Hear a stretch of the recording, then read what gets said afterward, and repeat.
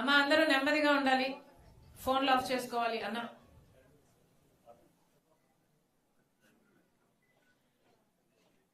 ఇటీవల కాలంలో మనం అందరం చూసాం, పార్లమెంటులో నిండు సభలో అమిత్ షా గారు సాక్షాత్తు హోమ్ అఫేర్స్ మినిస్టర్ అంబేద్కర్ గారి గురించి ఎంత హేళన చేసి మాట్లాడారో చూశాం. ఒకసారి మళ్ళీ మీకు జ్ఞాపకం చేయడానికి ఎల్ఈడీలో ఒకసారి ప్లే చేస్తాం. प्ले చేయండి అమ్మా. अगर भगवान का लेते तो 7 जन्मों तक स्वर्ग मिलता था, तो अच्छी बात है। मान्यवर, अभी एक फैशन होगा, अभी एक फैशन होगा है आम्बेडकर आम्बेडकर आम्बेडकर आम्बेडकर आम्बेडकर आम्बेडकर। इतना नाम अगर भगवान का लेते तो 7 जन्मों तक स्वर्ग मिलता था, तो अच्छी बात है। मान्यवर, अभी एक फैशन होगा, अभी एक फैशन होगा है आम्बेडकर आम्बेडकर आम्बेडकर आम्बेडकर आम्बेडकर आम्बेडकर। इतना नाम अगर भगवान का लेते तो 7 जन्मों तक स्वर्ग मिलता था, तो अच्छी बात है। मान्यवर, अभी एक फैशन होगा, గమనించాలి. अभी అంబేద్కర్ అంబేద్కర్ అంబేద్కర్ అని మాట్లాడడం ఫ్యాషన్ అయిపోయింది అని అమిత్ షా గారు స్వయంగా అంటం జరిగింది. దానికి అందరూ బీజేపీ ఎంపీలందరూ నవ్వటం జరిగింది. ఇది అంబేద్కర్ గారిని హేళన చేయడం కాకపోతే ఏమిటి అని కాంగ్రెస్ పార్టీ ప్రశ్నిస్తుంది. అంబేద్కర్ గారి గురించి మాట్లాడితేనే మీకు అంత తట్టుకోలేకపోతున్నారే, కాంగ్రెస్ పార్టీ అంబేద్కర్ గారి జపం చేస్తుంది అన్నట్టు మీరు మాట్లాడుతున్నారే. అసలు అంబేద్కర్ గారి జపం కాంగ్రెస్ పార్టీ ఎందుకు చేయకూడదు అని అడుగుతున్నాం. కాంగ్రెస్ పార్టీ అంబేద్కర్ గారిని రాజ్యాంగం రాసే టీంకి అధ్యక్షుడిగా పెట్టి ఆయన రాసిన రాజ్యాంగాన్ని ఆమోదించింది కాంగ్రెస్ పార్టీ. అంబేద్కర్ గారు రాసిన రాజ్యాంగమే ఈరోజు మన దేశంలోని ప్రజాస్వామ్యాన్ని కాపాడుతుంది.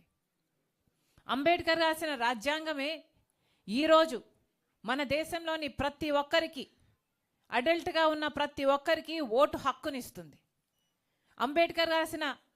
అంబేద్కర్ గారు రాసిన రాజ్యాంగమే ఈరోజు ఇన్ని భిన్న మతాలు, కులాలు, భాషలు ఉన్న భారతదేశాన్ని ఒక్కటిగా ఉంచేది ఆ రాజ్యాంగమే.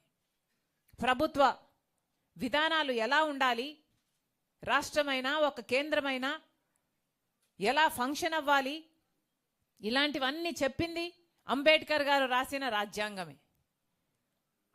ఈరోజు ఈ దేశంలో ప్రతి ఒక్కరూ సమానంగా, స్వేచ్ఛగా, సగౌరవంగా బతుకుతున్నారు అంటే దానికి కారణం అంబేద్కర్ గారు రాసిన రాజ్యాంగమే.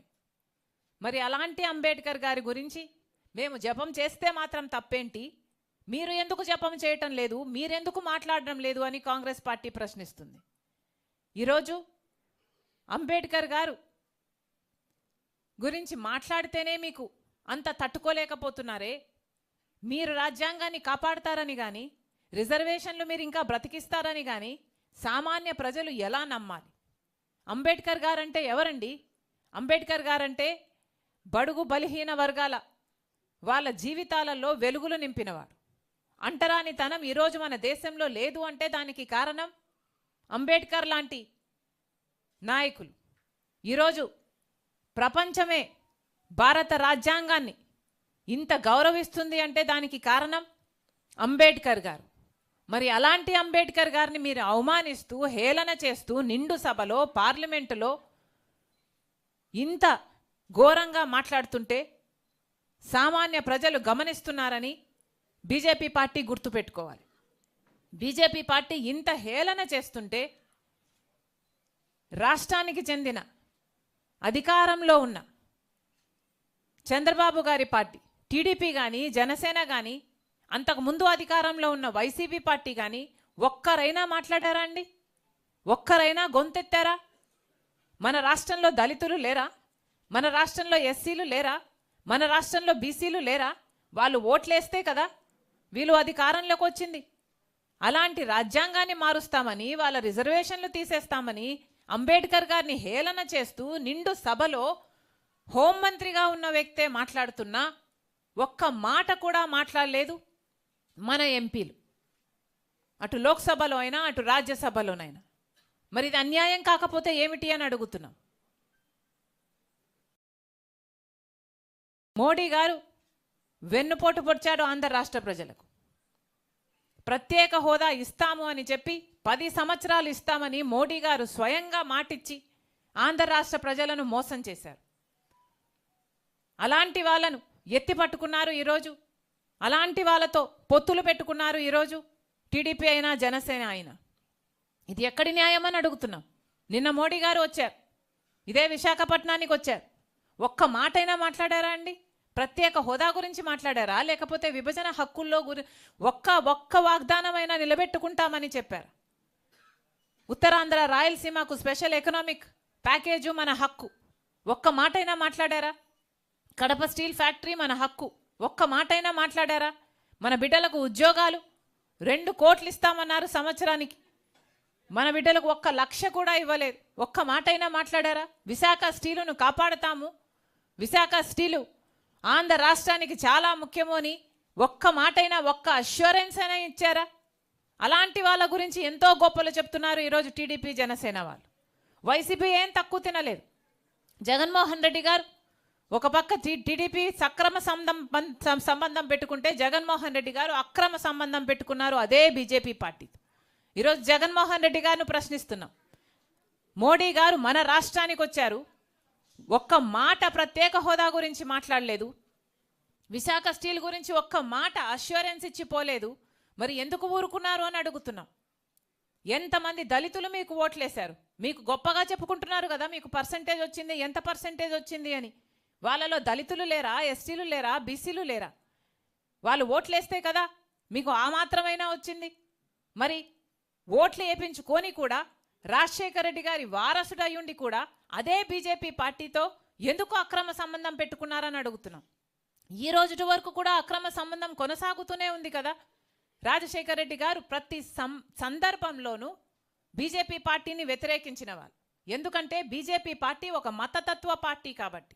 ఎందుకంటే బీజేపీ పార్టీ మతం పేరుతో, కులం పేరుతో చిచ్చు పెట్టాలి, ఆ మంటలో చలి కాచుకోవాలి. ఇదే బీజేపీ పార్టీకి తెలిసిన రాజకీయం కాబట్టి. బీజేపీ పార్టీ సిద్ధాంతం దేశ సంపదనంతా దోచిపెట్టి అదానీ లాంటి వాళ్ళకి పంచిపెట్టాలి. అందుకని రాజశేఖర రెడ్డి గారు వ్యతిరేకించారు. బీజేపీ అనుసరిస్తున్న వ్యవహారం ప్రభుత్వ వ్యవస్థలను అన్నిటినీ, ఆర్బీఐ అయినా, సిబిఐ అయినా, ఈడీ అయినా, ఇన్కమ్ ట్యాక్స్ అయినా, స్టాక్ ఎక్స్చేంజ్ అయినా, ఏ వ్యవస్థనైనా తమ గుప్పిట్లో పెట్టుకొని స్వార్థ రాజకీయాలు వాడుకునే పార్టీ బీజేపీ పార్టీ కాబట్టే రాజశేఖర రెడ్డి గారు ఆ రోజు నుంచి వ్యతిరేకిస్తూ వచ్చారు. మరి అలాంటి రాజశేఖర రెడ్డి గారి కొడుకై ఉండి జగన్మోహన్ రెడ్డి గారు అదే బీజేపీ పార్టీకి ఎందుకు కొమ్ము కాస్తున్నారు? అదే బీజేపీ పార్టీకి ఎందుకు గులాంగిరి చేస్తున్నారు? వీళ్ళ రాజశేఖర రెడ్డి గారి వారసులు.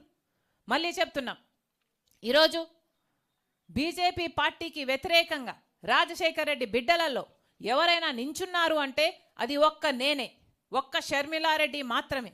మళ్ళీ చెప్తున్నాం, ఈరోజు ఆంధ్ర రాష్ట్రంలో ఏ పార్టీ అయినా బీజేపీ పార్టీకి వ్యతిరేకంగా నించుంది అంటే అది ఒక్క కాంగ్రెస్ పార్టీ మాత్రమే. మళ్ళీ చెప్తున్నాం, ఈ దేశంలోనే బీజేపీ పార్టీని వ్యతిరేకిస్తున్న ఏకైక అలయన్స్ ఏదైనా ఉంది అంటే అది ఒక్క ఇండియా బ్లాక్ మాత్రమే. ఇదే బీజేపీ పార్టీ అధికారంలో కొనసాగితే రాజ్యాంగాన్ని మార్చే ప్రమాదం ఉంది. ఇదే బీజేపీ పార్టీ అధికారంలో కొనసాగితే రిజర్వేషన్లు రూపుమాపే ప్రమాదం ఉంది. ఇదే బీజేపీ పార్టీ అధికారంలో ఉంటే దేశ సంపదను మొత్తం అదానీ లాంటి వాళ్లకు దోచిపెట్టే ప్రమాదం ఉంది. మన దేశాన్ని రక్షించుకోవాలంటే ఈరోజు కాంగ్రెస్ పార్టీ అవసరం. రాజ్యాంగాన్ని రక్షించుకోవాలి అంటే ఈరోజు కాంగ్రెస్ పార్టీ అవసరం. మళ్ళీ చెప్తున్నా, అన్ని వర్గాలకు మేలు జరగాలన్నా సెక్యులరిజం మన దేశంలో బ్రతికి ఉండాలంటి కాంగ్రెస్ పార్టీ ఈరోజు ఒక పిలుపునిచ్చింది, మన రాజ్యాంగాన్ని కాపాడుకునే పిలుపు, మహాత్మా గాంధీని, అంబేద్కర్ గారిని గౌరవించే పిలుపు. అందుకే చెప్తున్నాం, మళ్ళీ ఒకసారి డిమాండ్ చేస్తుంది కాంగ్రెస్ పార్టీ,